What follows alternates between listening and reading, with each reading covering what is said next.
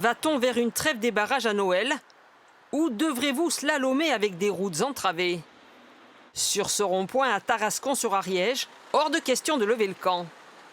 Ce matin, Lucas Dedieu découvre les dernières annonces du gouvernement. Et pour cet éleveur bovin, cela ne change rien.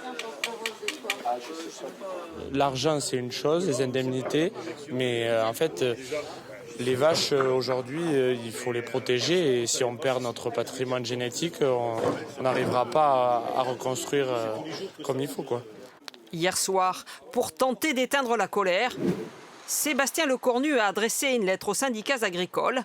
Il déclare: Pour faire face aux impacts économiques immédiats, j'ai mis en place un fonds de soutien de 11 millions d'euros.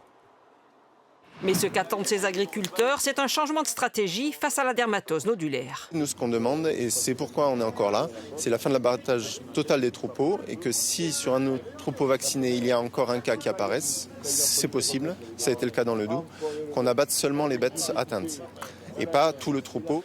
À cette heure, plusieurs barrages persistent, notamment dans le sud-ouest. Entre Bordeaux et Bayonne, l'A63 reste-t-elle partiellement ouverte et une cinquantaine de chauffeurs de taxi s'est jointe au mouvement. Sur l'A39 dans le Jura, une colonne de tracteurs en route vers un point de péage et des agriculteurs qui ont choisi un autre mode d'action. Aujourd'hui, on est réunis pour donc une action de péage gratuit. Donc on a choisi de ne pas forcément bloquer aujourd'hui.